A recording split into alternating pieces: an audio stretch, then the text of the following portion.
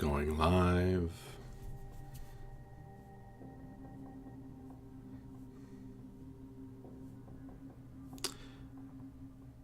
And we're live. Excellent. Welcome. I'm Max Porter, and by day I am the writer, editor, lore keeper, board game designer, and various other things at City State Entertainment. But tonight, I am designing for my campaign, The Wildlands. And I thought tonight I would work on a table. What kind of table, you may well ask? A table that I can roll on when the players have an encounter upon the road, but not what is traditionally known as a random encounter. Instead, these roadside encounters will be positive ones. This table will be one that I roll upon when the players succeed on their checks made for traveling. As that's the method I use for overland travel in this hex crawler game. As you can see, there's the hex map made in Hexographer. And for inspiration, I'm going to be using one of the books I always found most intriguing from Paizo. This is not a 5th edition D&D book. This is a Pathfinder book that I'm turning to for inspiration at the moment. The NPC Codex. An awesome little book that is really full of wonderful art, like that creepy diabolist. And the Priest of Oblivion with a total lack of shirt. I don't know if you can get a good look at that, but hopefully you got some of it. And I am just going to use these NPCs as inspiration for my road encounters. Non-combat road encounters. Perhaps I should call them RP encounters. There might not be role-playing involved. As you can see, I have 2 out of the 100. That is the minimum I'm going for.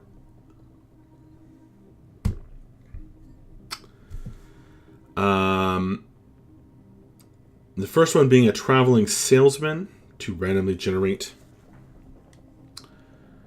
a treasure cache, which would also be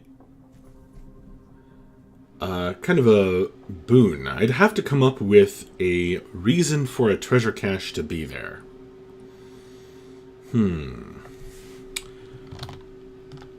Or a way to generate. What I need is not a reason, but a way to generate a reason. Something more interesting than a hole in the ground.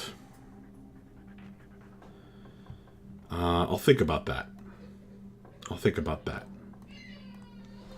Need to adjust the door that the cat has opened.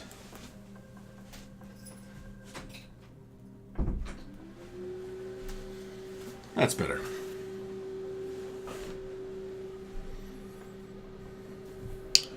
Alright, number 3. I am at the start of the NPC Codex. This is going to be Barbarians. Savage Mercenary. This cold, merciless barbarian fights for gold and glory. Arhana. or Ariana. And there's a Dwarven Rager. But what if they did meet a Barbarian looking to get hired? A potential hireling. Awesome. So, what kind of hireling? I think a barbarian is interesting. You don't necessarily need all that much reason for a barbarian to be out in the wilderness. Looking for work from a random traveling party. Some of the NPC names or suggestions in here are really hilarious, like Raging Swimmer. Thank you for that mental image. Alright. The most adventurous, thrill-seeking, and foolhardy dwarves can go a little mad, roaming the land in their search for blood and battle. Yeah, I like that. I'll use that. Okay. Wildlands Mercenary.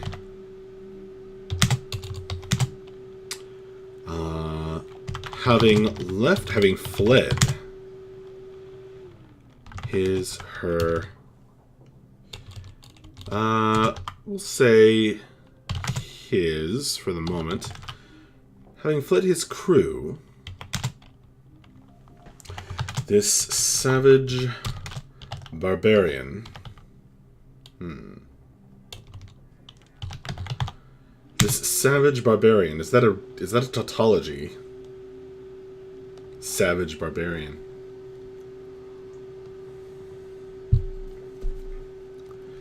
This rude barbarian.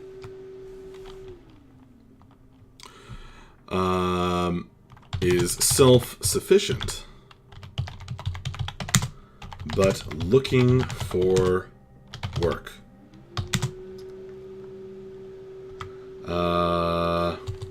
Can be hired on at a rate of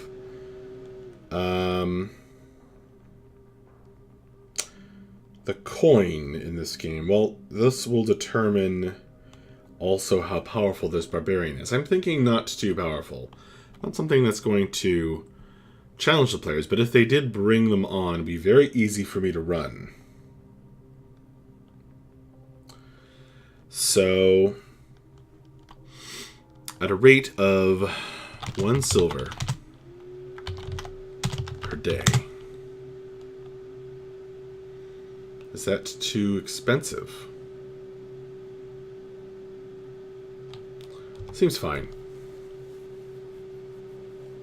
Seems fine. We'll ask for hazard pay.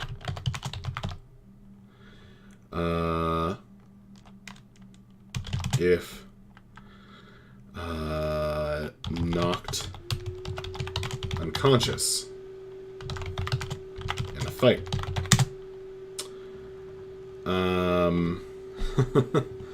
Now we need a name. We need a name. Let's go to fantasynamegenerators.com. A wonderful advertising-based website that I have whitelisted. Let's see what we get. Drick. That's pretty good. Didbum. Snurlsakam. That would not be a human.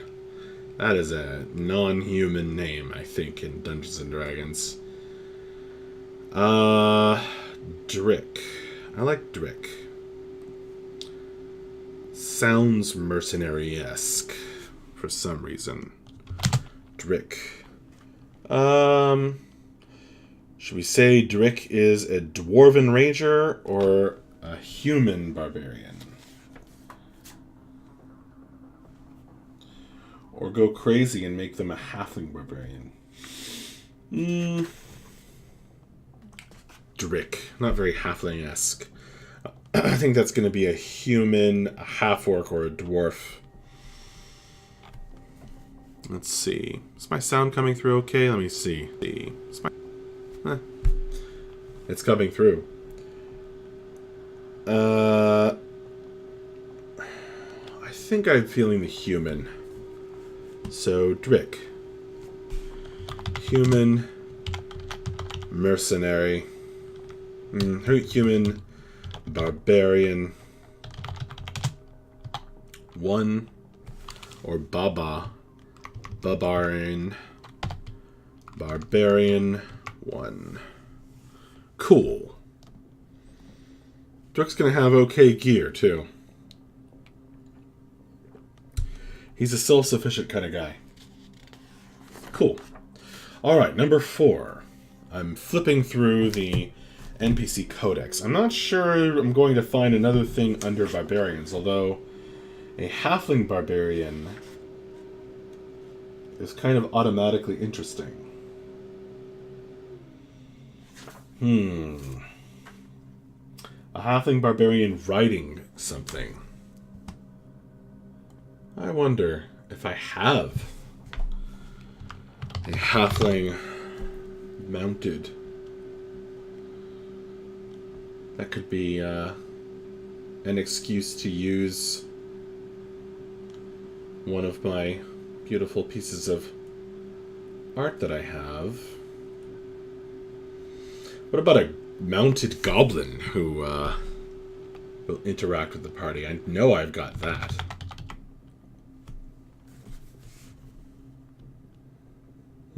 Horseman. Mounted samurai, but no horse. Alright.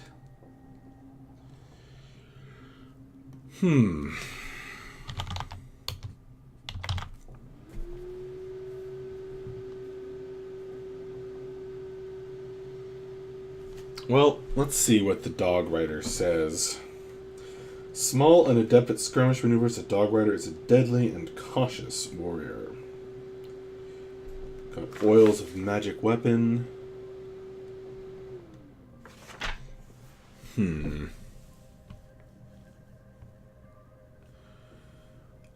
Let's go another route. I'm not sure that this NPC Codex is going to get me anything but more hirelings. But I'll flip through it quickly. I think one barbarian is plenty.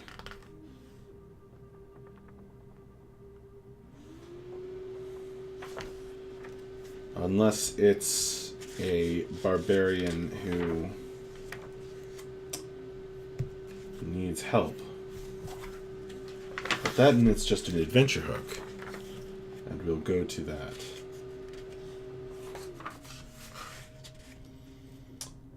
A bard.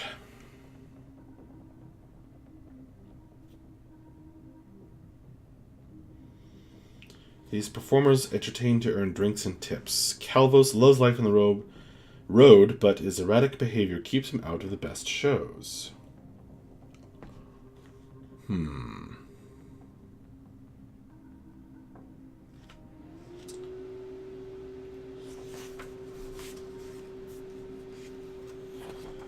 I need some other ideas. I think finding NPCs along the road is going to get old fairly quickly. Ormal Artem. A cruel instructor. It's kind of interesting. Interesting characters, not necessarily going to help me with roadside encounters. Time to go to my trusty adventure hook generator.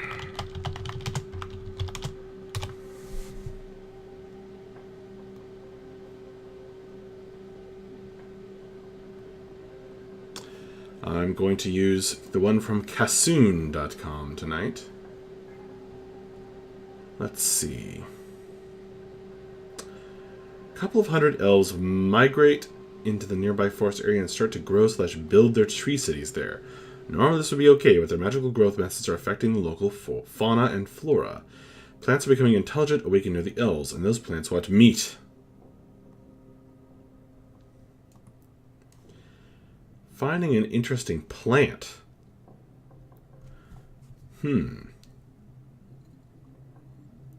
That'll certainly attract the druid player.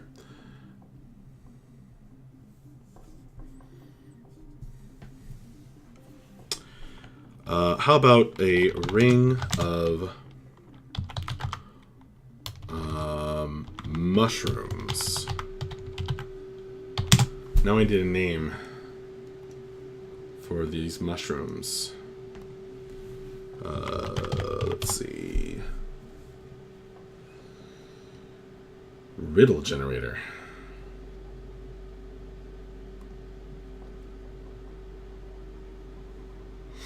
That's great.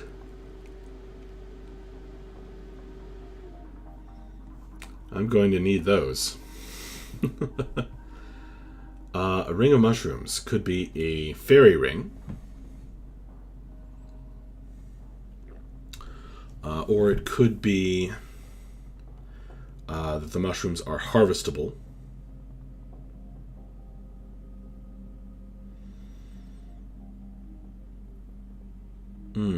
I kind of like them being harvestable.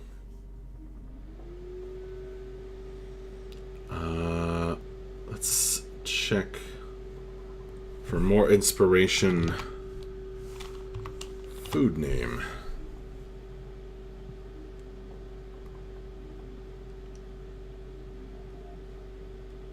No, that's not very interesting. Ring of mushrooms. Let's see, what do they do? Are they hallucinogenic or poisonous?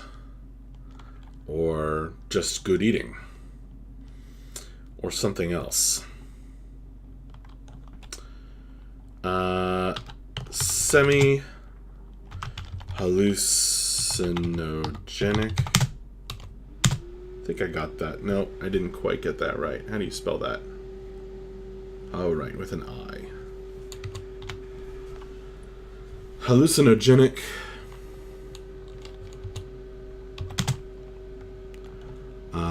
DC 11 con save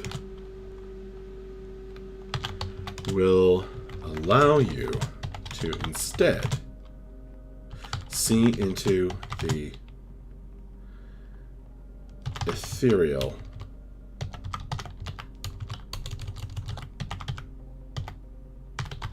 plane.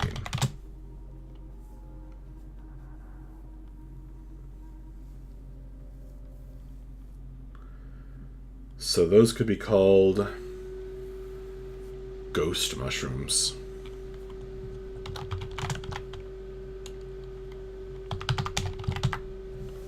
What's another word for a ghost?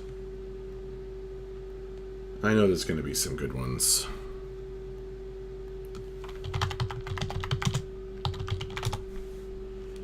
Spirit, but spirit mushroom doesn't seem that interesting. Spectre mushrooms. Shade mushrooms. Spook mushrooms. Wraith mushrooms.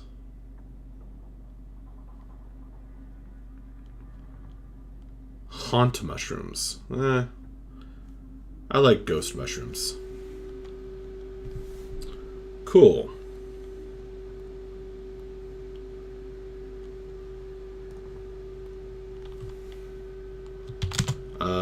What's their appearance going to be? Have an odd marking on their cap, a splotch that appears, a pair of splotches that look like eyes. That's kind of interesting. Yeah, I think that'll be good, and that'll feel like a good reward, I think, for doing well while they travel. Prast, the wizard warlord who was defeated by the Emperor just prior to the founding of the Imperium, Shells follows even now. One of the last cults of Prast has recently become active around Osshurst Castle and declared their intention to resurrect Prast. Oh, those are so great. These are great. Something about the Empire would be an interesting positive road encounter. I don't want to do a map or anything like that. A history book lying by the side of the road. No. A stele. A stone marking, like the stones that the Norse carved with their histories. A standing stone carved with a bit of history showing what? Showing something useful.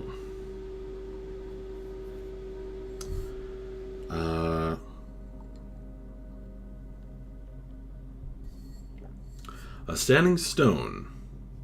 Lotaween says, "Hey Max, I finally got home in time to catch a stream again." Super big, amazing welcome, Lotaween. I am making a table of road encounters that the players might discover along the road if they succeed on their traveling checks.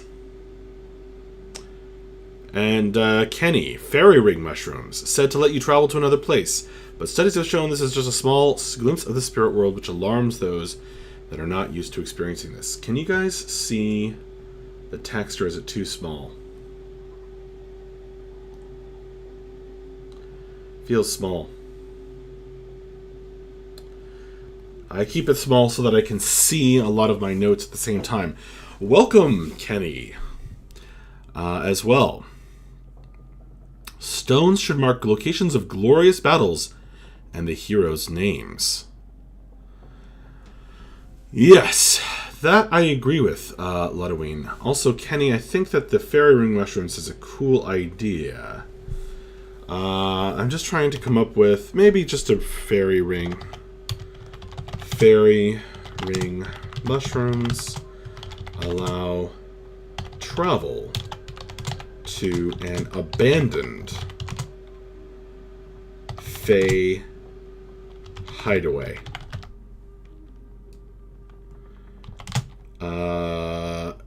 Ideal for resting comfortably. That's cool because it also can kind of lead to some other more adventurous encounters. Okay, a bit of history showing heroes, showing a battle from the Veye. That's my empire in this game. From I didn't mean to do that. Whoops. From the, I'll just say Old Empire. But what's the tree or large shrubbery with troll nut? A parasitic flora that causes the host to beat like a heart and bleed when cut. And then one of those heroes can appear as a skeleton knight. Well, these are positive road encounters, so it's not going to be something that attacks the party, but what if that skeleton knight was friendly to the party and wanted to serve them? Showing a battle from the Old Empire. A skeletal warrior rises and serves the nearest party member until destroyed.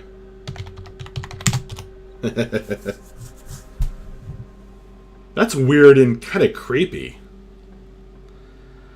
Will the characters know it's friendly? I mean, that's the amazing thing, Lotoween, about dungeon mastering, is you can say roll for initiative, or not. If they immediately attack it, that's on them.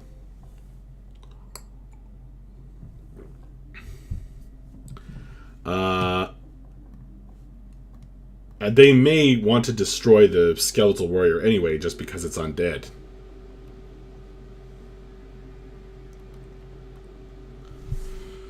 Reason for cache. I'm still coming up with a reason for a treasure cache. That's some cool stuff. Kenny suggests the troll knot. Tree with a troll knot. Is that something? It feels familiar, Kenny. Is that from something else? Is that from a novel or a game? Lotoween, make it so that the master is the first person who reads the name aloud. Oh, that's great. If a party member reads the name of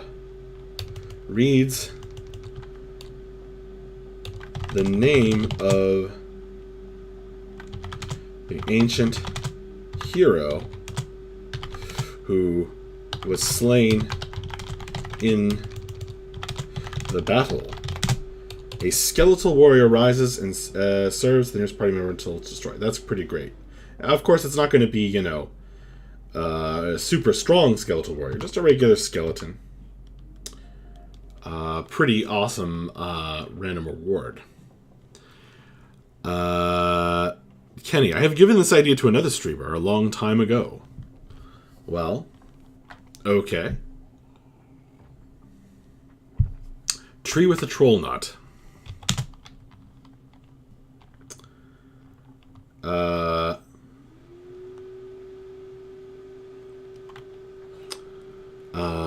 Taking possession of this growth that which contains a seed of life within it, grants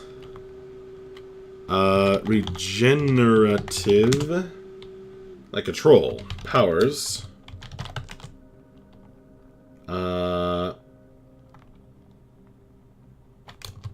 Period. Actually, I think eating it. Removing and eating this growth, which contains a seed of a troll's vitality. Within it, grants regenerative powers. For a short time. For a time. Cool. Alright. We've got 7 ideas, and I'm going for minimum 100. This is going great. A young girl is found sitting alone on the side of the road. Barefooted and hungry, she wishes to stay with the party until the next time where she can find safety. Her intentions are to wait until a second adventuring party. By the way, I'm using Kassoon.com's random plot hooks generator to give me ideas and inspiration. Wonderful, wonderful website, Kassoon. Our intentions are to wait until a second adventuring party of equal or greater skill pass by and beseech them to save her. She will say to them that she has been kidnapped by the players and that they have stolen her gold. Unless persuaded otherwise, the adventurers believe the girl's story. Does that even make sense? Oh, by the second adventuring party. Well, what if she wasn't a jerk?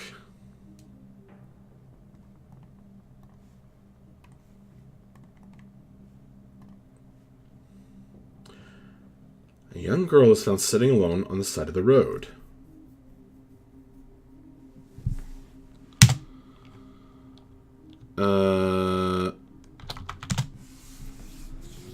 Lotoween suggests, have another encounter be a tree that has strange colored leaves with the name Tyler carved into it, but it has no other special characteristics. Cheers to that, Lotoween.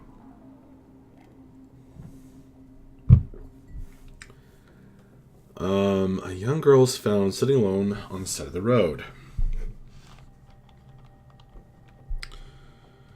She beseeches the party to... nobody likes escort quests. Maybe she's a ghost. Maybe she's a friendly ghost. To escort her with them. She is strangely repetitive in her speech, and her feet do not quite touch the ground. If the party agrees to help her, she blesses them and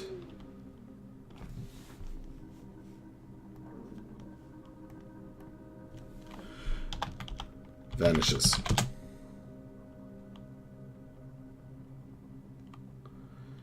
The blessing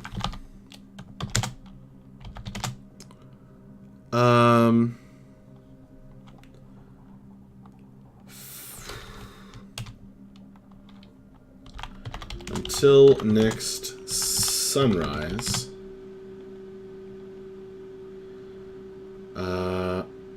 Ludoween suggests, okay, maybe it whispers a clue. When the wind blows through its branches, the party meets in the next village. That's a great idea, Ludoween.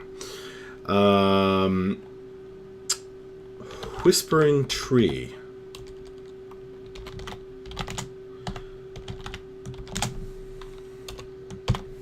I'm going to need to bold the first few words here so that I can find these. Should I need to them later?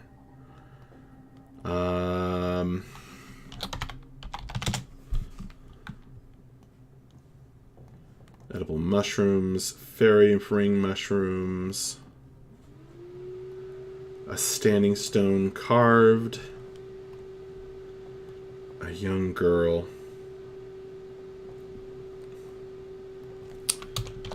The spirit of a young girl.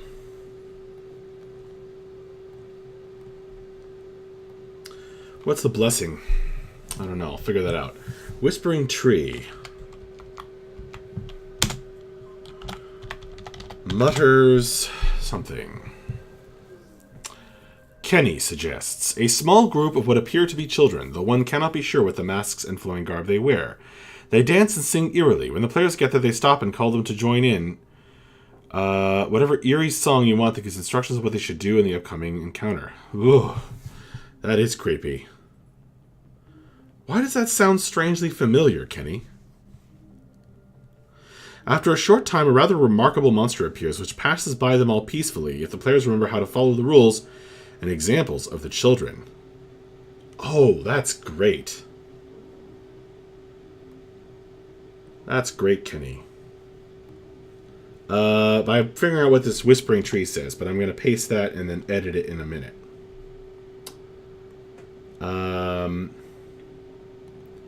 Whispering tree. Mutters directions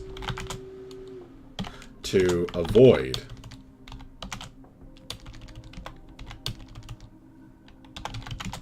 the nearest danger.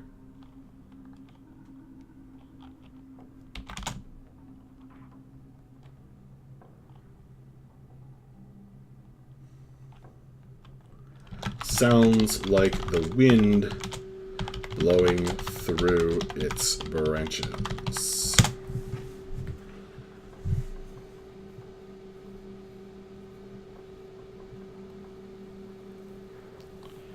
Kenny suggests if the players don't follow the rules in an attack, the children scatter away on the winds like fleeing leaves. If they follow the rules, the children are gone by the time the PCs can move, leaving small parcels which then, when unfolded, are either mundane gifts of the forest or something more, such as charms.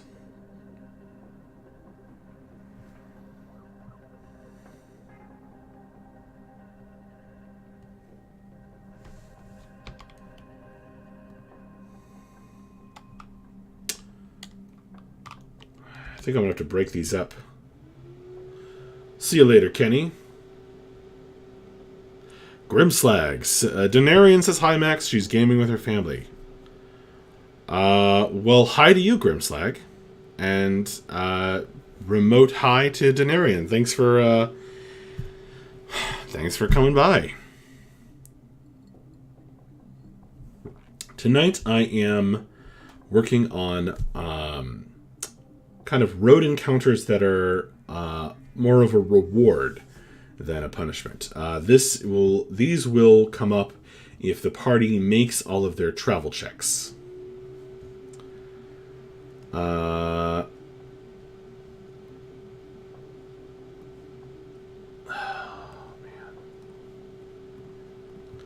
one cannot be sure what the masks of flowing garb they wear. They dance and sing eerily.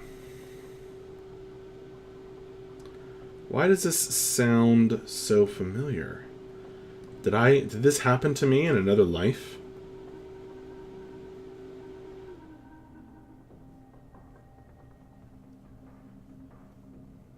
I'm really weirded out by the fact that that sounds vaguely familiar.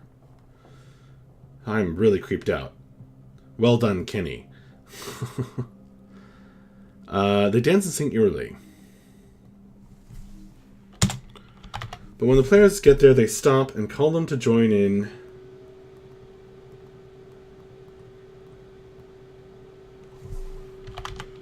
their song.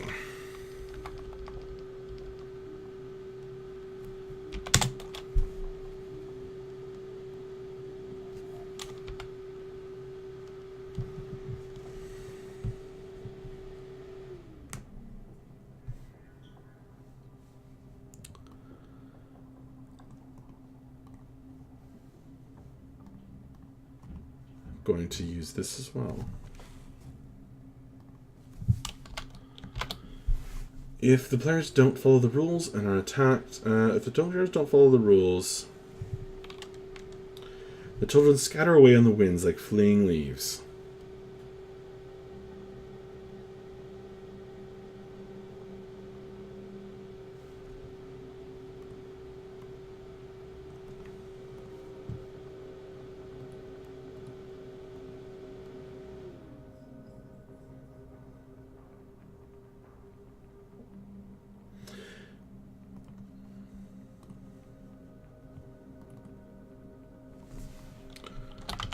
They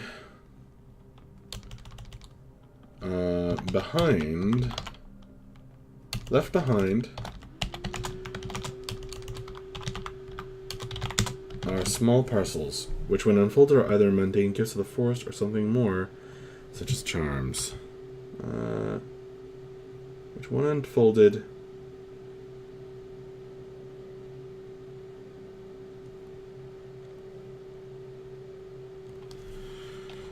are useful, are one use,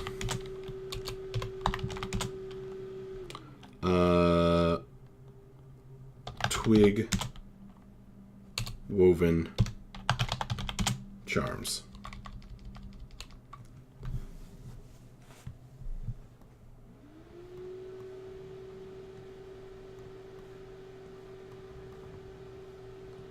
I like this idea with the monster being driven away by the song.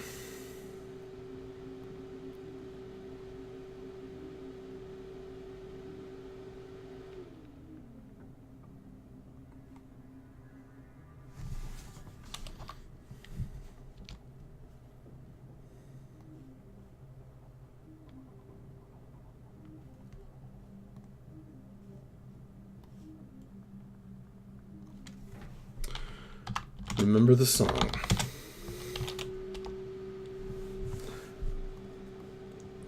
That's a bit of a longish one, but there's cool stuff in it, so I don't care.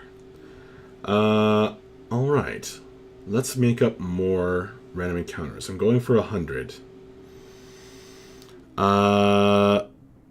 Grimslag, do you actually encourage the players to say when their characters to sing when their characters are singing? I haven't actually done that. I would, But I think that most players, I find, are hesitant to actually attempt singing in front of their friends. Lodoween has a suggestion. Let's read this. An old man is wearing a glittery top hat and attacking an invisible enemy with a wooden sword. As the players reach his location, he slays the imaginary foe and greets them. He then offers his wooden sword to the players. As it turns out, in a later encounter, the players will fight an enemy who cannot be harmed by metal weapons, but has a weakness to wood. That's pretty cool.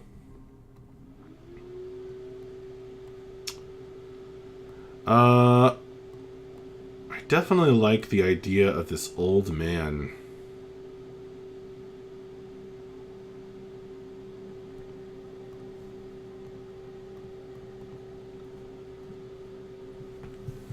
An old man is wearing a glittery top hat and attacking an invisible enemy with a wooden sword. As the players reach him...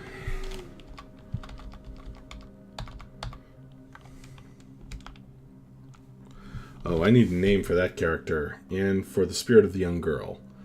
Let's see. I wonder...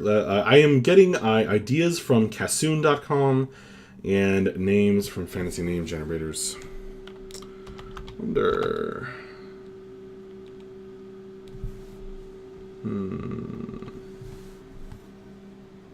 Let's see. Dwell. That's a cool name.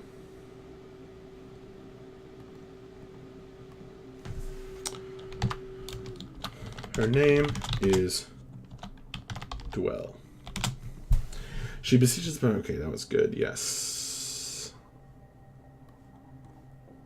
That's awesome. Game Master's Vault followed me. Well, thanks for the follow, Game Master's Vault. Welcome to the stream.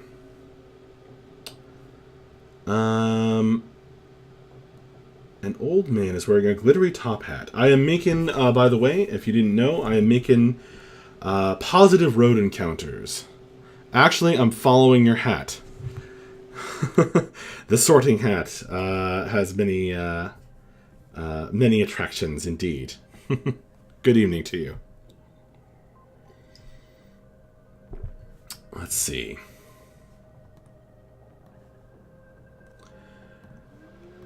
I am making positive road encounters, good things, random encounters that the good random encounters that players might find along the road. As I've already got my, the standard random encounters of running into issues. I'll roll on this table if the players make all of their overland travel checks.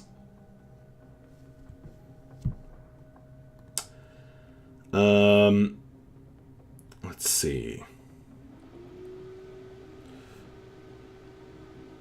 He then offers his wooden sword to the players.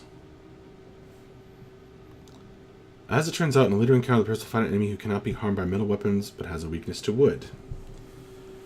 I don't want to kind of lock myself in too much to the next encounter. So I'm going to leave it open-ended. This wooden sword can be used in the next battle to inflict a tremendous blow to an enemy. After which it breaks and becomes after which it breaks. Kenny, it's dangerous to go alone. Take this. It would be pretty funny if the old man said that. Classic old man NPC talk. Grimslag suggests, the old man informs the team that there are spirits on the road. They can only be defeated by this wooden sword.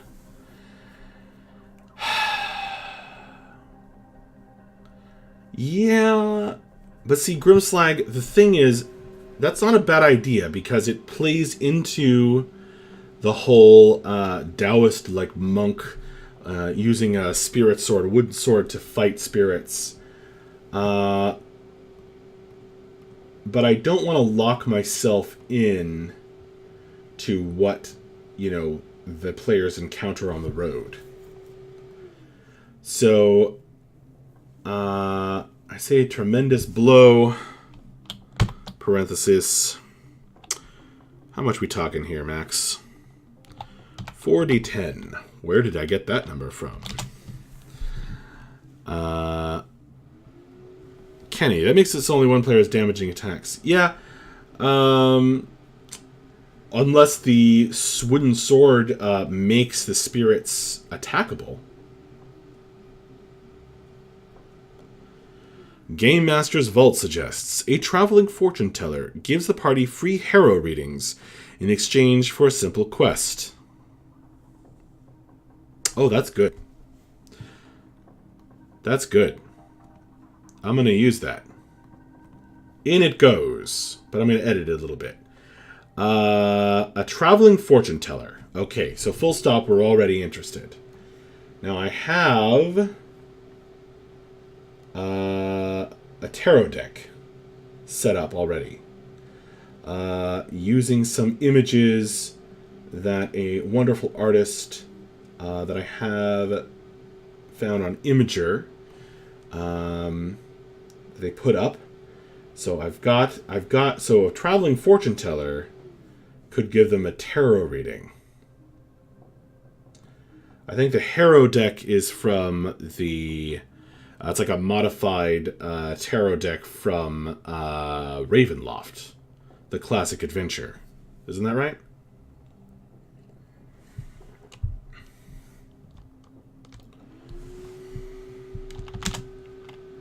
Pathfinder uses Hero as well. Oh, maybe it's from Pathfinder then. I like Pathfinder. I was taking inspiration from my NPC Codex earlier, but I quickly got tired of just picking random NPCs.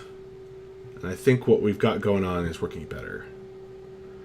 I still like the NPC Codex, though. It's just not ideal for this purpose. Give the party free readings in exchange for a simple quest. In exchange for a traveling fortune teller offers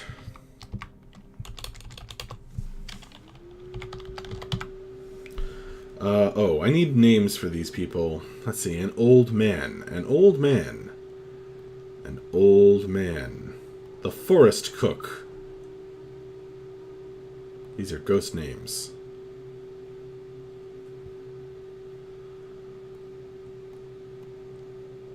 That's a great name. Loyal. He slays the energy flow and greets them. Loyal. And greets them, calling himself Loyal. I see you have a suggestion, Kenny. I'm going to copy it and read it in a minute. Because I want to finish with what I was doing.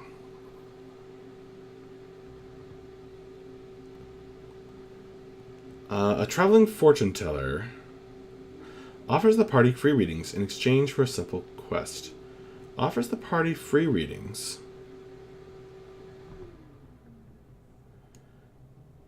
Maybe just offers the party free readings.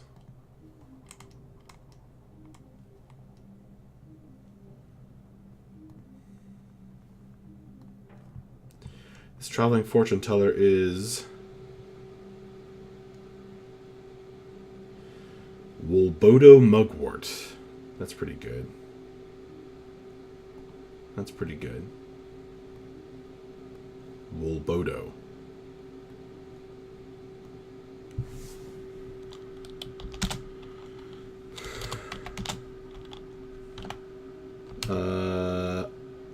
Her name is... Oh, wait. Her name is Woboda Mugwort. All she asks in exchange is a single hair.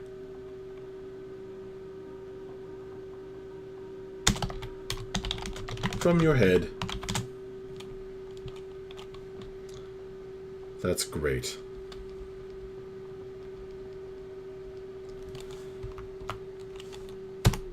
That's kind of fun. Whether or not the fortune comes true, it's still interesting either way. Okay, Kenny has a suggestion. A very small shrine is seen upon the road. A small set of slats that indicate different types of coins. Near the stand are seemingly worthless strands of cloth. Placing anything but coins inside the slots do nothing. The more valuable the object placed in the slat or bowl causes a strand of cloth to begin glowing from top to bottom. Writing appears. These give stealth against supernatural foes. The more valuable the object, the bigger the modifier bonus. These can only be used once before unraveling. Each person can only get one such reading. If the small shrine or any part around it is destroyed, the players suffer a curse that causes them to be detected by supernatural from a long range for a duration of your choice based on how much destruction was caused. In their next encounter with intelligent supernatural foes, if the players had caused it harm, the supernatural foe remarks upon the shrine. This is, of course, after they have ambushed the party. I definitely like the idea of a shrine.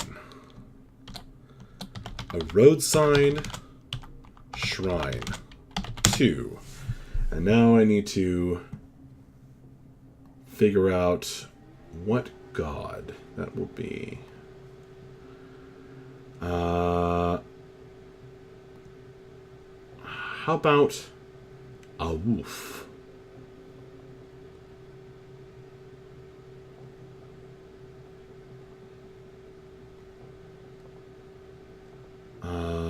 Or Seeker. Who would have something sacrificed to them, as Kenny suggests? How about Seeker? A roadside shrine to Seeker. What form does this shrine take?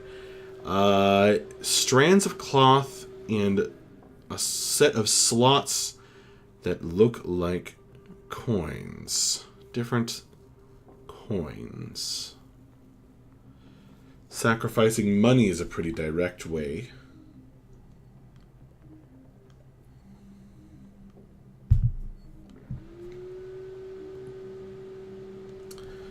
A roadside shrine to the Seeker.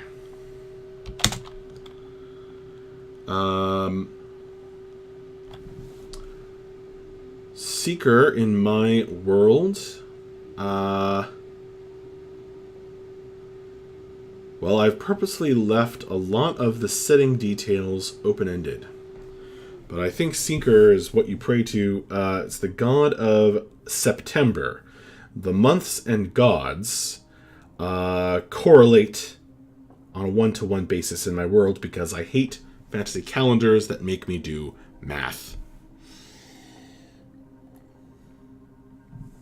And making the gods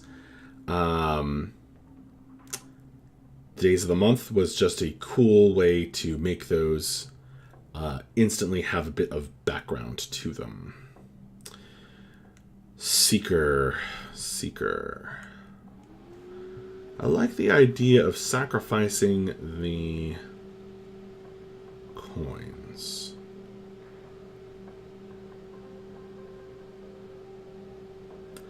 But maybe it's a shrine to Nobolst. Why not? I think that seems better. Because Nobolst has the word obol in it. A roadside shrine to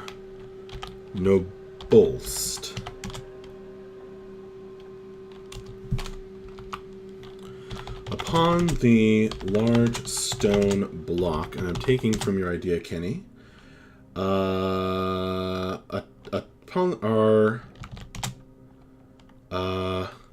coins of various metals embedded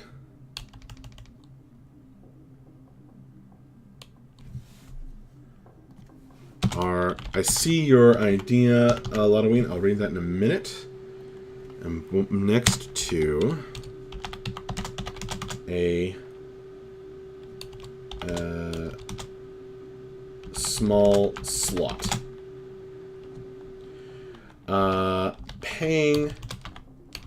Putting a coin into a slot grants the person who made the offering, and I think I'm going to be picking a spell here.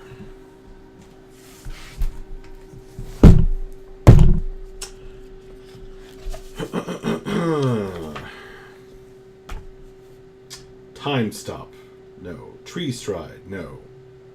Tongues? Tongues is pretty cool.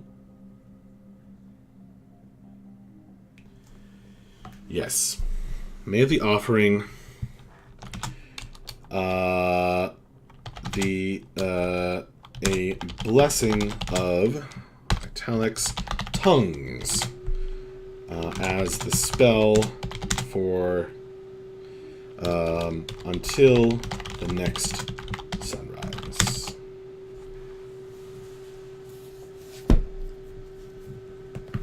Cool.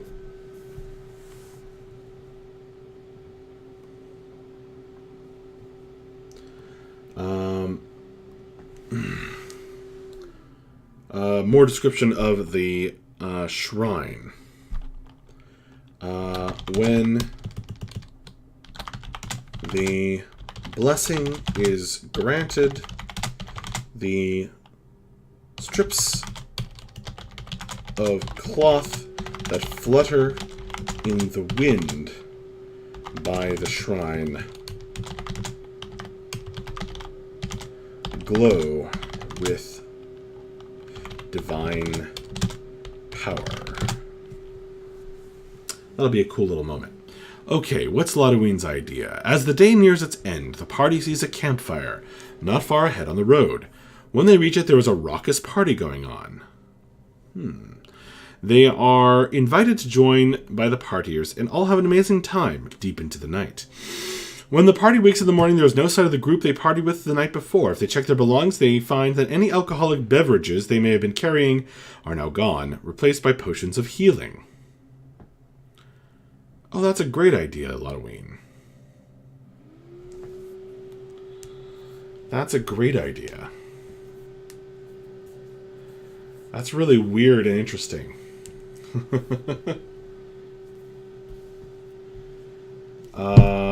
Just fellow adventurers upon the road, campers along the road. And I have this, well, I think it's great. This music, or this sound, this atmospheric, here we go. That I've been trying to think of a reason to use. This is perfect.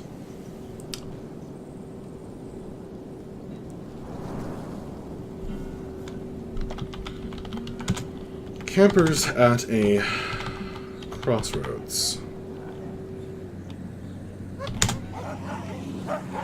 The only problem with this sound is, of course, that plane noise.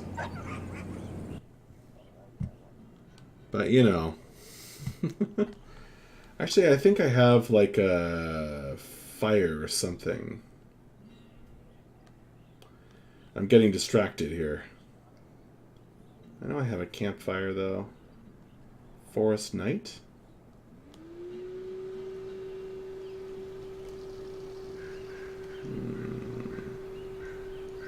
Ah, Woodland campsite. Now it's playing all of them.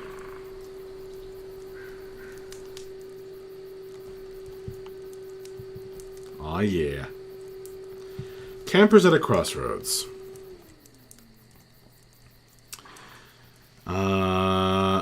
The party sees a campfire not far ahead of the road. Okay, I'm going to copy this and then...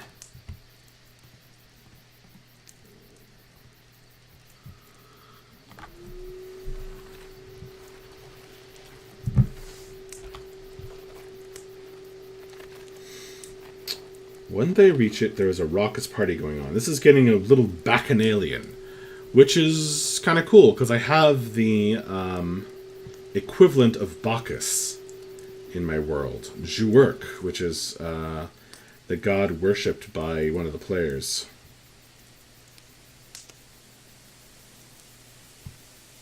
This woodland campsite is going to put me to sleep.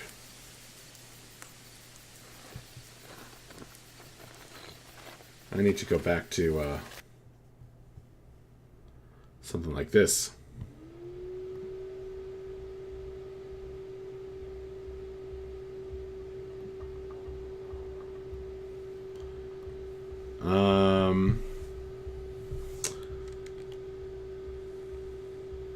There's a raucous party going on.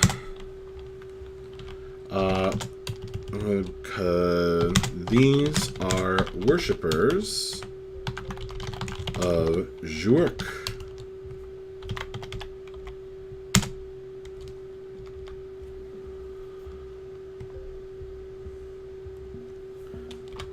They find that any alcoholic beverages they may have been carrying are now gone, replaced by potions of healing. I love that. I'm just keeping that, Lotoween. That's great. I'm not sure they have any alcoholic beverages. Unless they get them from this party. Typical players. But I'll think about what it could be instead of alcoholic beverages.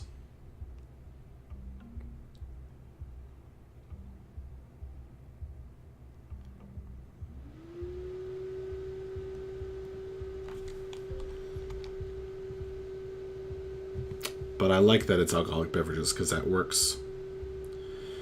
Let's see.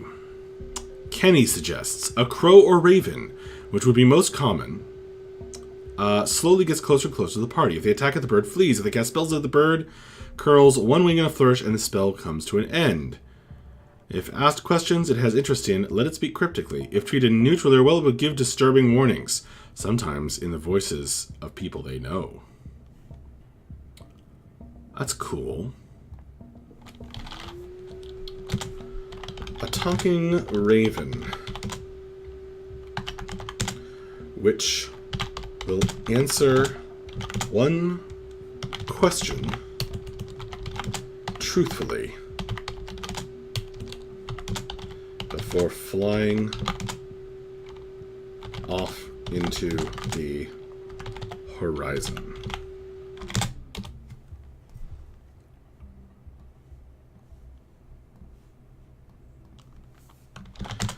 It speaks with the voice of someone, the asker, the querier, the questioner.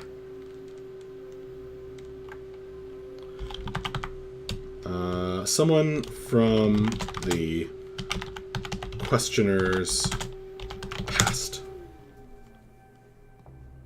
That's not a word, apparently. Oh well. Grimslag. An injured wolf-dog hybrid with an expensive silver-spiked choker collars laying in the road. Bleeding and panting, with short, sudden breaths, the hybrid does not appear to be long for this world. On closer examination, it is obvious it has suffered bite and claw marks from bladed weapons.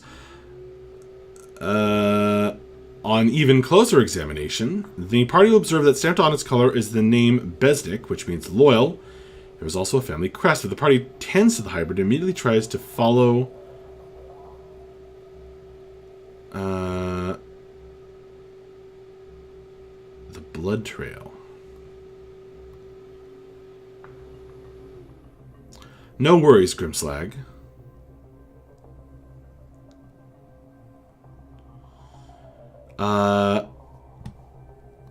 Oh boy. Game Master Vault has something about a magic acorn. I'll get to that in a minute. These are all great ideas. An injured wolf-dog hybrid with an expensive silver-spiked choker collar is laying on the road, bleeding and panting.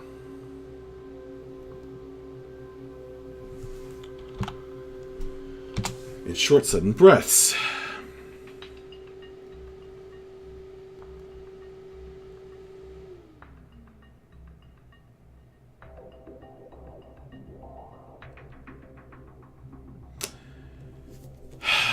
The question is, do I want the party to then have a permanent animal following them around?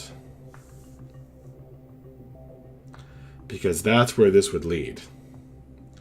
Is then they'd have a pet. That's how these things work, my friend. I'm going to have to think about that one. Because them having a dog pet could be annoying.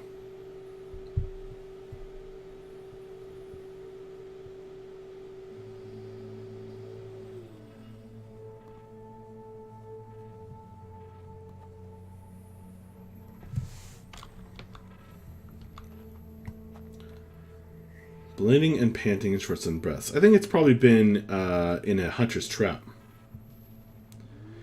If the party frees it from the hunter's trap where it lies, is laying in a hunter's trap by the side of the road, from the trap, it will follow them wherever they may lead, or it can be returned to the family for a reward.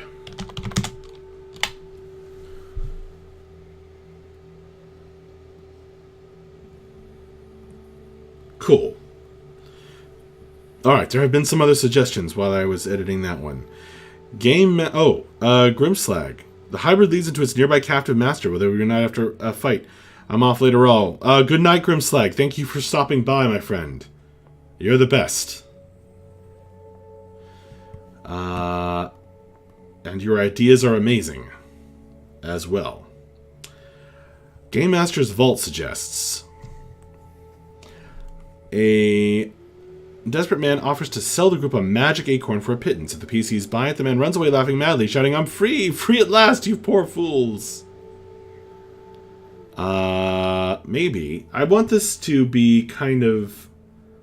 yeah, RP encounters, but I don't want to screw them. And they'd be awfully suspicious of a magic acorn. Maybe it is really a magic acorn, though.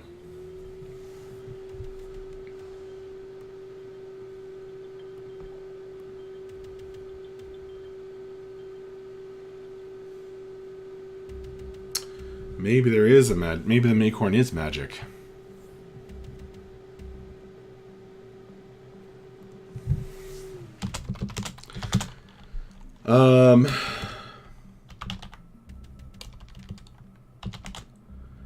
If dropped, this acorn summons a treant who will aid the party, but also attempt to control them. Kind of a nice desperate measures thing. Yes, and see you tomorrow, Grim. Game Master's Vault also suggests the group passes an old farmer and his nag, heading toward the same town the PCs are heading toward. He gives them a wave and a gap-toothed smile. A little while later, they pass him again, and then again. Creepy.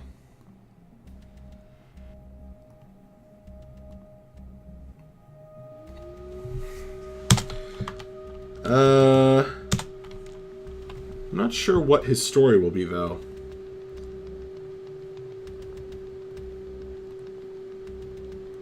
I'll think about that. What's the story behind that farmer? Kenny suggests, a child with a gas lamp is seen walking on the road at night. The child is accompanied by a small animal of choice, such as a young goat, dog, or cat. The child talks to the animal constantly, but is only met with animal noises. However, when the party splits away from the child, they hear the voice of the child met with another, but no people are around.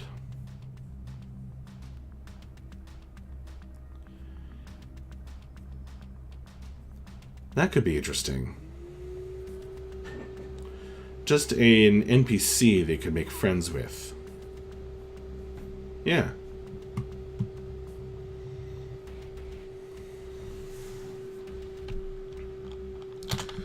A small child named... I need names. Crispus. Thank you, Fantasy Name Generator. A small child named Crispus. Or maybe... Crispus? Named Crisp. A small child named Crisp is seen walking the road at dusk with a torch. She is accompanied by a small, by a brown cat. By a brown, bedraggled, a brown, unkempt cat.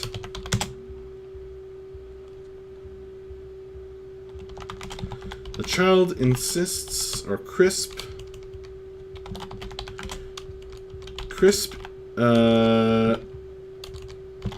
continually talks to the cat, but is met only with meows.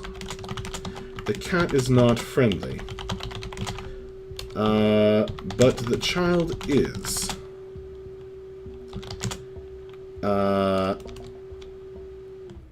When out of view, such as that night's, such as within a, when out of view,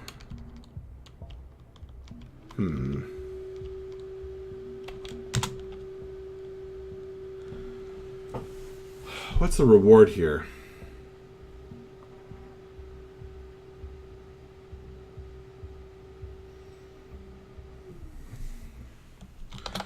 Crisp will talk about anything and everything, potentially helpful, but from the perspective of a 6-year-old. I have to spell perspective. That has an S in it.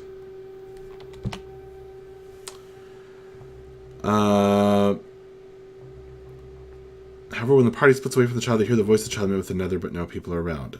Yes. If the party splits away from the child,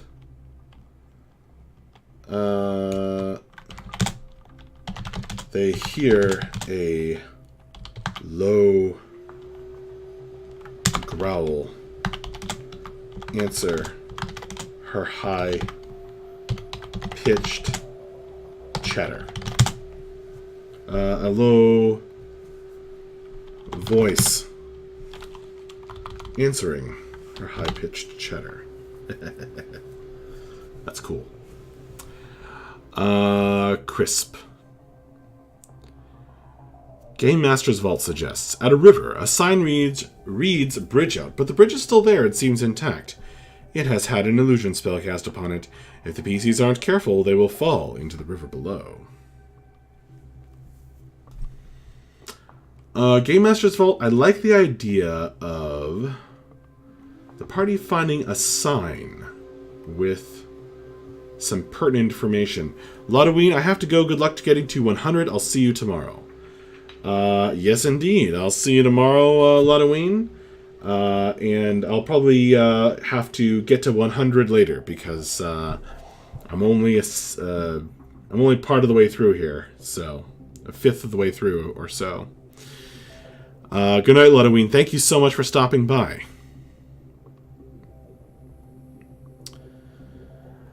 Kenny, while with the child, the lamp is lit. There are no combat encounters. All the dangers and fears the PCs have had over their travels retreat appearing to flee the light's presence.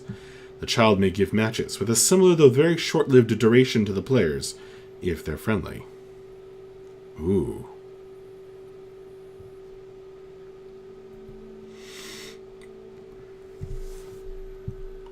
That's pretty cool.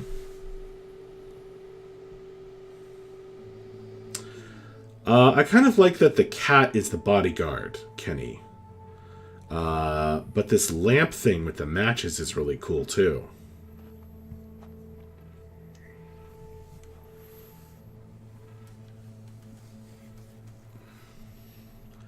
I'll have to think about it, though. It might be more fun to have a lamp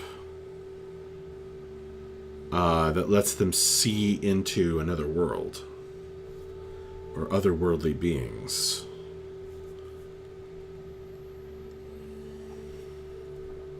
Kenny, the animal can be the guardian, but I would only have it reveal itself if under mortal threat. Oh, absolutely, Kenny. I wonder where Crisp is going. Maybe Crisp doesn't really know.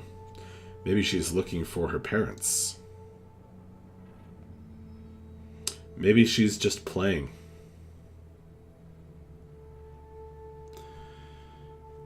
The cat can rapidly grow. More legs sprout along its length, and it carries the child away at a startling speed. Yeah, its priority would probably be getting the child out of danger. I like that it's a cat, too. And not a dog. Somehow that fits.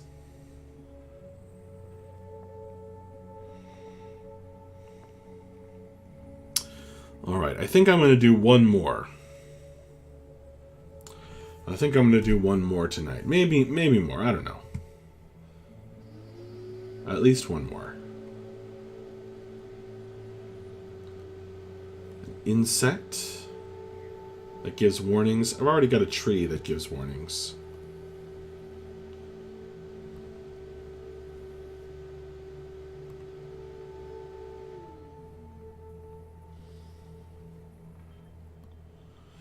A city under siege. Finding a dragon's egg would be pretty cool. Or just a mysterious egg.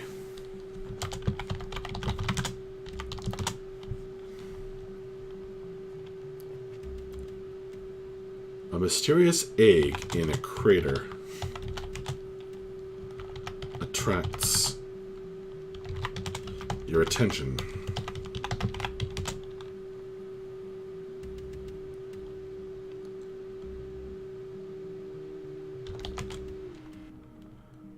It contains a valuable creature, but will take an unknown amount of time to hatch.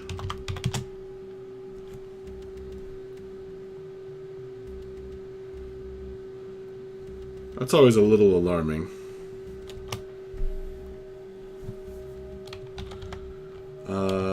the DC to discover what type of creature is within.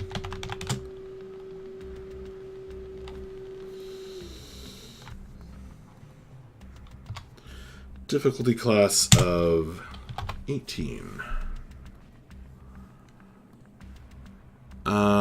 Game Master's Vault suggests, one encounter I ran involved the PCs coming across a frail man in a wooden cage. He kept saying the same short riddle over and over. If the PCs got a bird nest out of a tree, he was freed and turned into a phoenix, and gave the party a red feather for freeing him, which was a token of feather falling. Found it in a book somewhere, but I can't find it now. That's pretty cool, Game Master's Vault. I like that.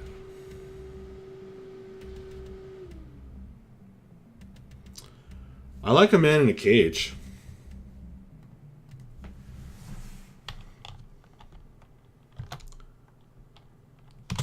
A frail man in a cage beckons you for help.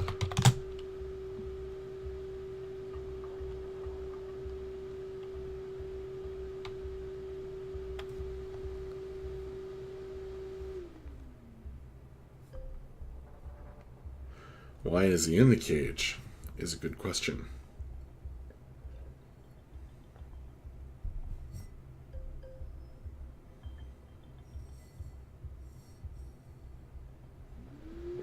Is he a criminal? Was he put there by a spiteful being? He has been trapped there by a spiteful fey demigod and left to dry out and rot.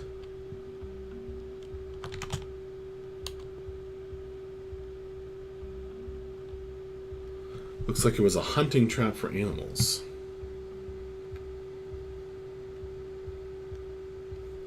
I kind of like that there's this spiteful fey princess and left to dry out and rot.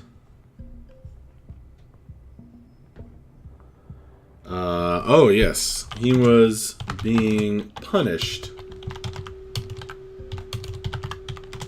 for capturing animals. He is a hunter. He is a hunter and trapper.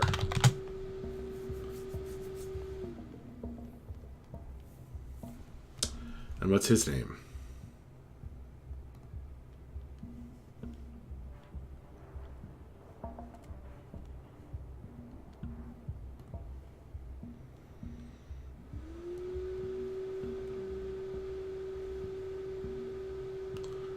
Watlario.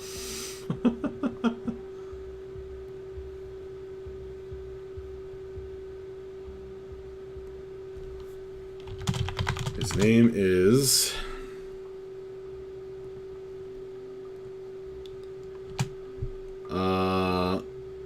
Watlar.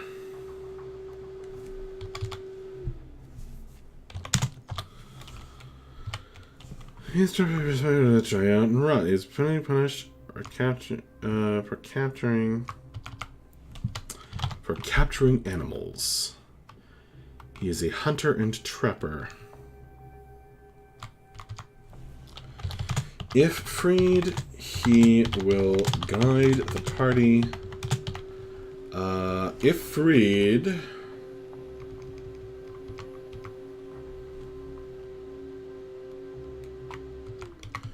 might be a fun way. Could be a riddle.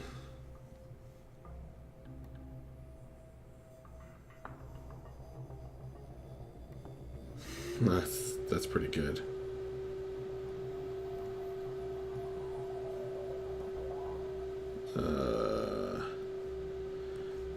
Riddles can be fun, but the thing is,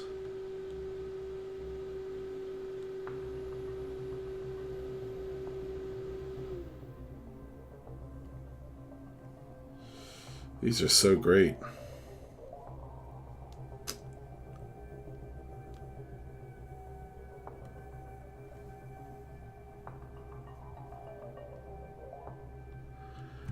The problem with riddles is that if people don't get it, riddles are like really fun for theme, but as a challenge, they're terrible because they're either too easy or too hard.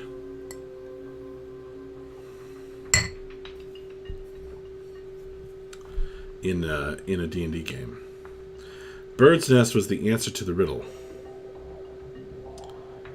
Makes sense. Maybe they just have to break the lock or pick the lock on this cage.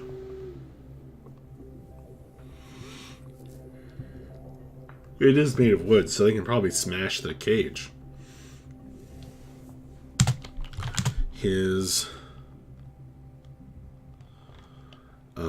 lodge for the night. He would guide the party through the next danger,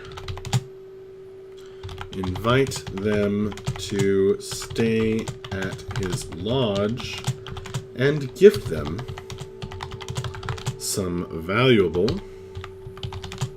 furs.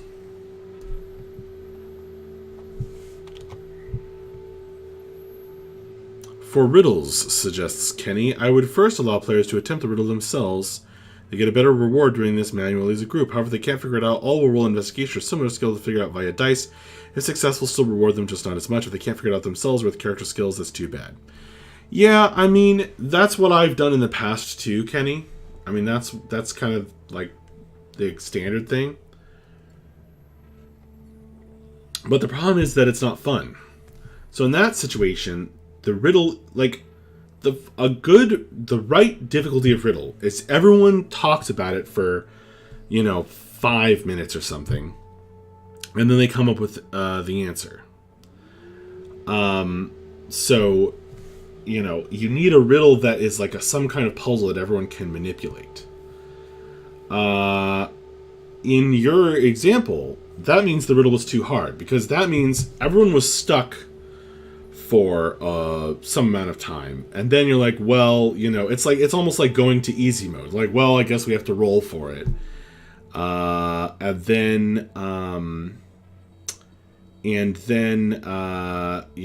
then maybe they fail the roll, maybe they succeed on the roll, but either way, they're going to feel cheated.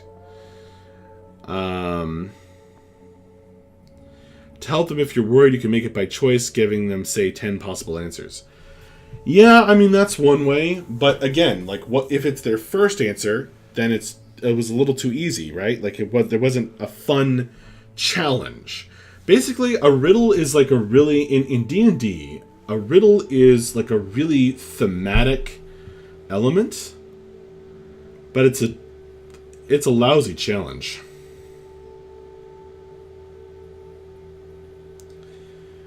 Because it's never going to be satisfying.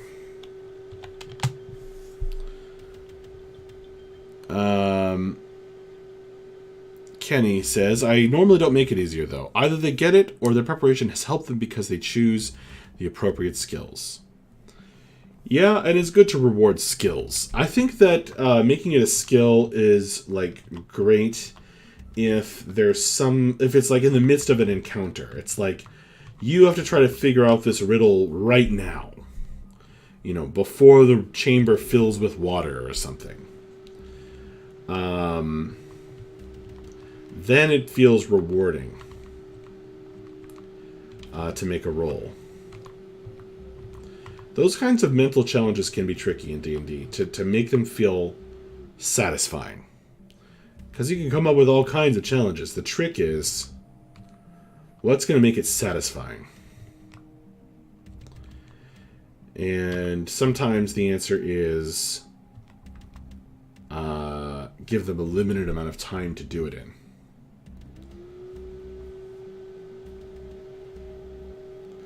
Fire, water, wind, and earth elementals use life-giving magic ring in an attempt to create heart elemental. Okay. Oh, an enchantress.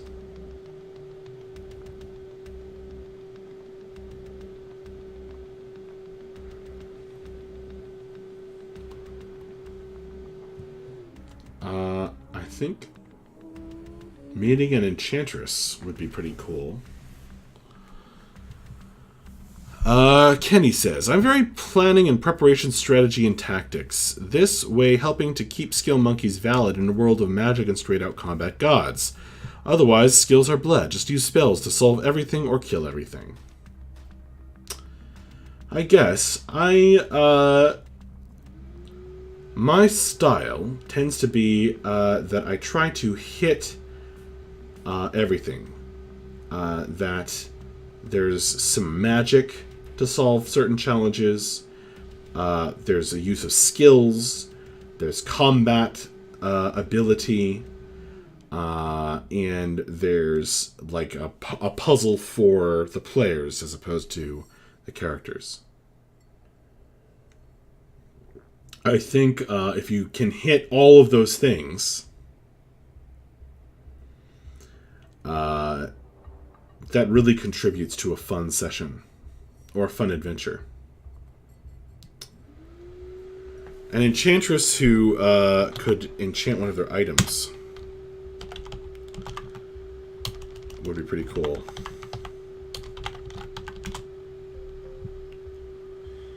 And an enchantress lies trapped beneath a fallen rock or tree. Her name is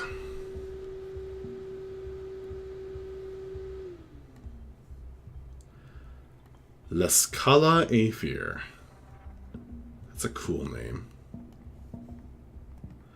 Lescala.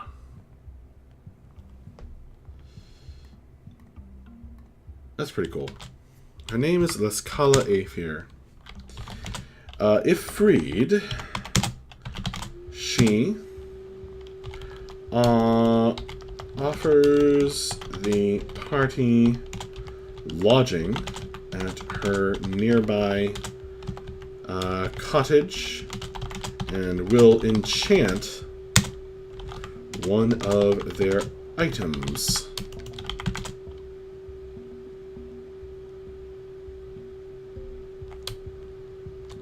Yeah.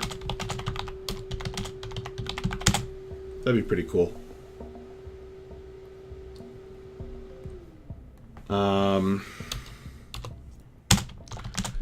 If they are rude to her, however,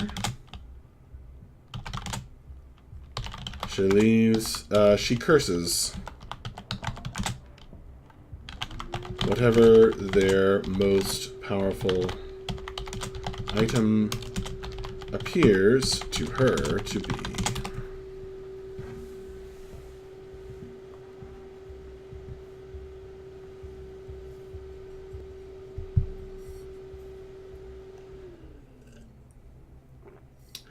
Planning and preparation can be really cool if your players are into it.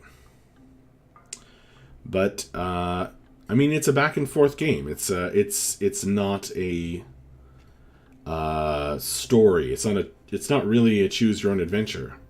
It's a back and forth.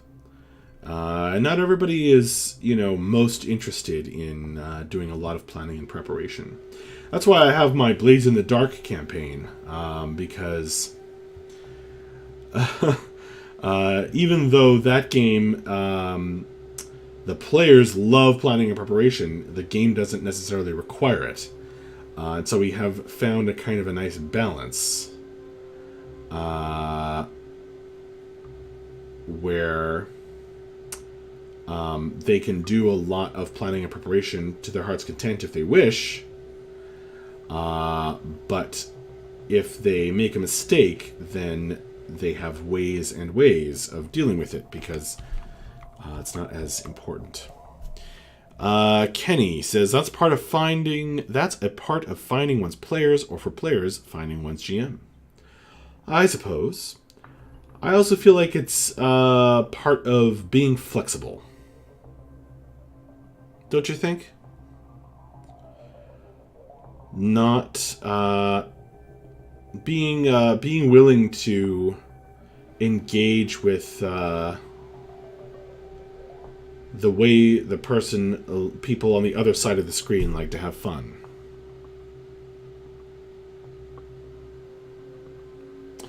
Game Master's Vault, I over-prep to help with my improv. Yeah, I guess that's what I'm doing too.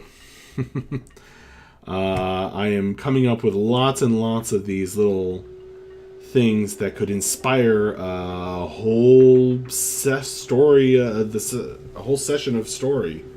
Or not. Maybe it's just a little moment. But yeah, I think doing lots and lots of preparation in order to make it up on the spot is exactly what GMing is. That way I don't have to scramble for names, etc. Exactly, Game Master's Vault. That's why I'm making sure to write down a name. Because a lot of the time, I find that the names of the NPCs suggests a number of things about them, especially in my world especially in a world where, different names show different heritage. Kenny says, if you make the world's best riddle and your players literally hate riddles, what was the purpose of making the riddle? Exactly, my man. Exactly. Or woman. That's just Kenny.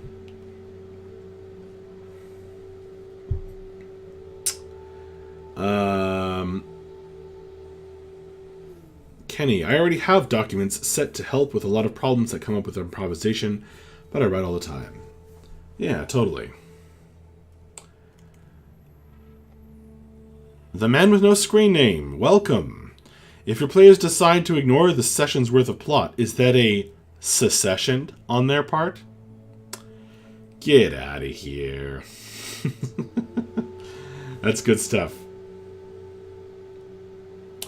I guess it is.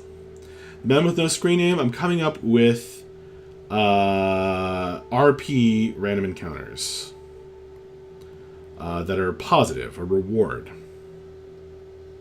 I have to come up with the blessing that this spirit of a young girl grants the party. I guess I'll just grab a spell.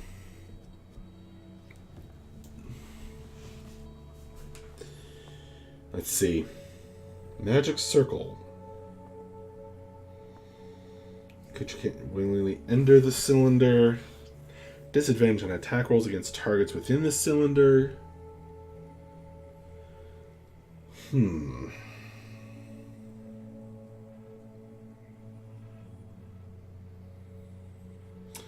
Targets within the cylinder can't be charmed, frightened, or possessed by the creature.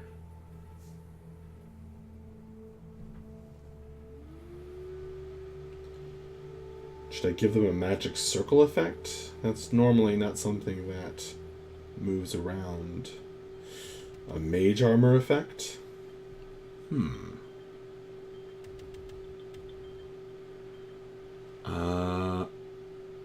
Escort her.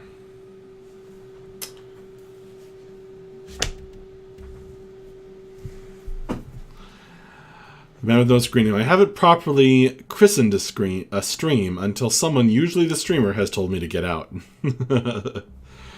I didn't mean it. But that was a good pun.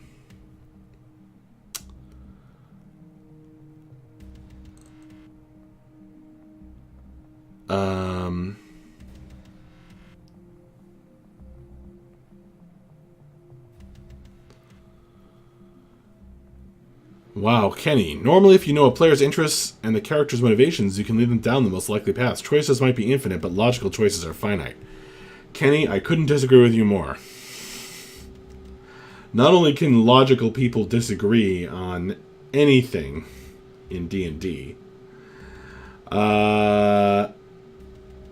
with perfectly valid reasoning, I have never seen the party do anything that they're supposed to do. And that goes for any group of players that I've ever played with.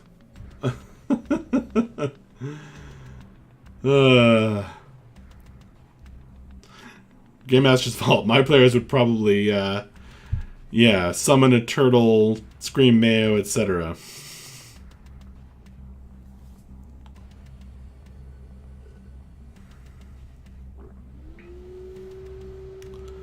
PCs have told me, please don't tell our GM how to kill us. Oh, man. If you want to kill your players for whatever reason, that is not hard. Keeping them alive is a lot harder.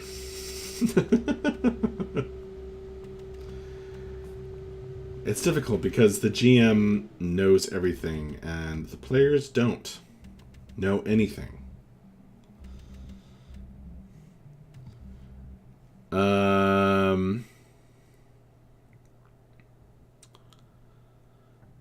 Kenny, I normally help the group that's having way too many problems. Gotcha.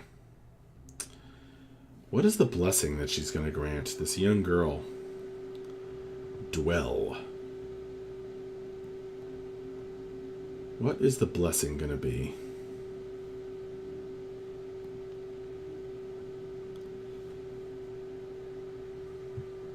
Something about danger. Until next sunrise, the party has advantage on initiative rolls.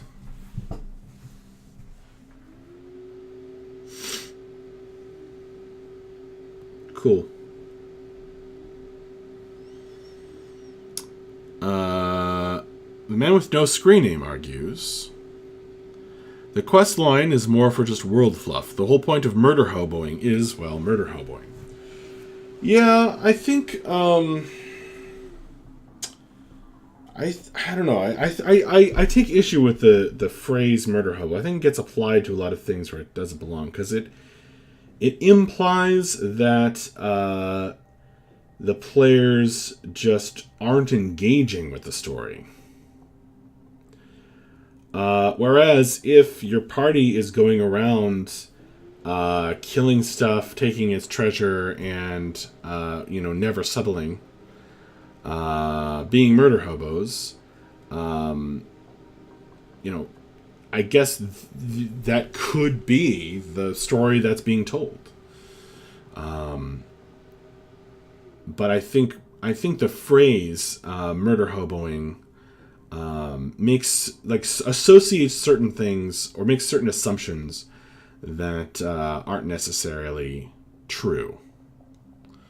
I know it's a very common phrase, but I think it's something to be. I think if the party's just being murder hobos, if they're just like, all I want to do is go around, kill stuff, and get its treasure, well, I'm not necessarily playing the game just for that.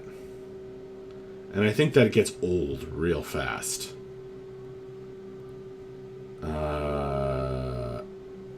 Maybe if you have a particularly youthful group, but I think it gets old real fast. Whenever simple strategy is often enough to kill all the players in a fair way, whenever PCs think they are invincible. Since my world is living, running around murdering people often results in problems. Guards tend to be decent at their jobs. An NPC that's not combat-oriented, that can't run, should scream for them. Yeah. I actually have a pretty deadly encounter lined up. I'm thinking of toning it down, actually. The party just triggered, in our last session, these giant scorpions that are fiendish in nature. And I looked up giant scorpions. The fight's about to start. That's why the initiative order is up. They do so much damage with their stingers. It's insane. They're considered CR3 monsters. I think that's way off, considering that they do average of 22 damage or something like that. on a hit and a failed save,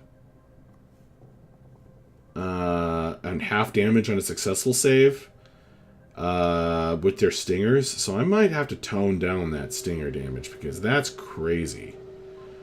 I mean, that'll straight up kill this guy from full HP. There he is with 13 HP. A pincer plus stinger attack. I mean, you get 3 attacks too, because 2 claws and 1 stinger. That'll straight up kill this guy, and he is level 2, and this is supposed to be a CR3 monster, so I might have to tone that down a little.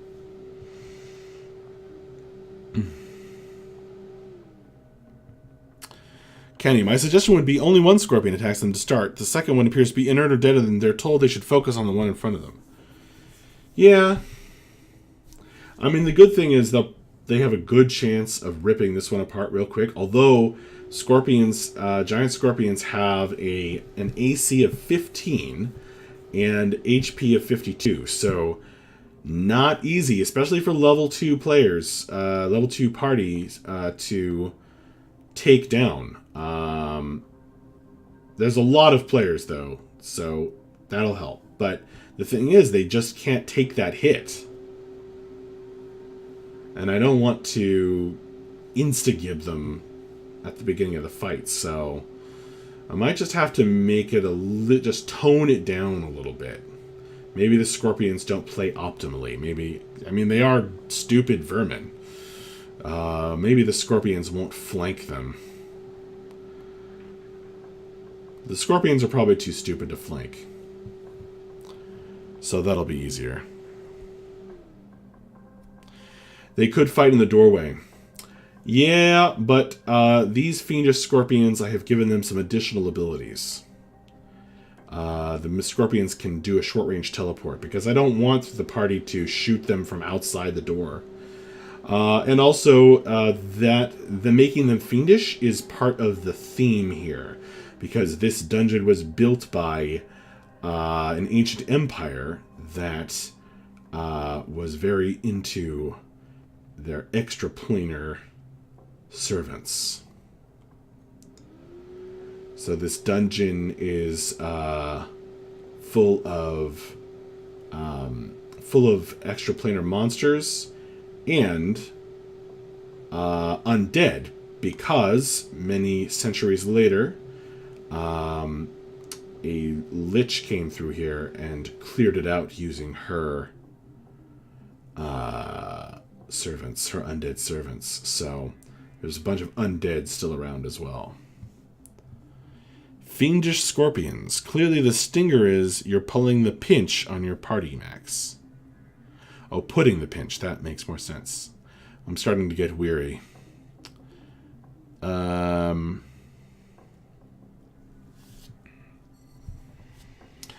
Kenny, these scorpions were trapped in these runic circles.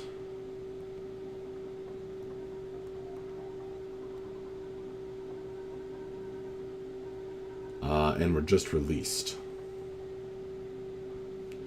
after the party set up on them. So they've already done their prep. I'm just concerned that a full attack from a scorpion will just instantly kill one of the players, which it's not intended to do, because it is a CR3 monster.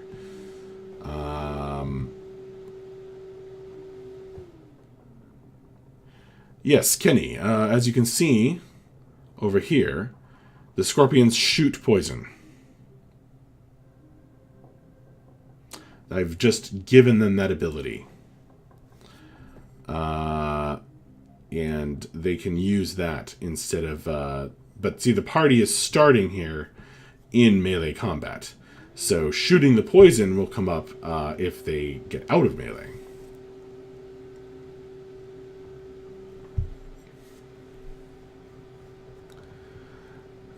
Great minds, Kenny. They think alike.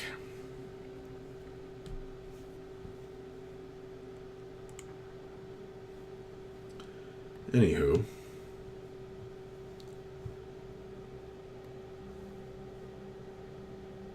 I think I'm going to give those scorpions those abilities, but also tone down their poison, their stinger damage. It's written in the book as, I think, like 4d10, and I'm going to make this 1d10. It just always does 1d10.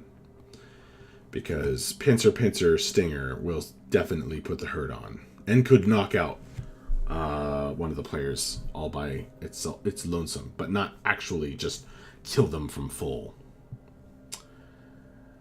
Okay. Well.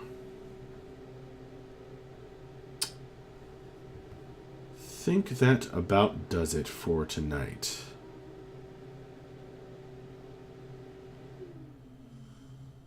So,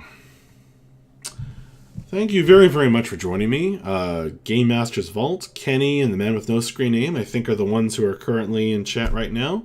I tip my hat to you folks. Thanks for helping me come up with more encounters. I'm going to stream again tomorrow night. At least that's a plan.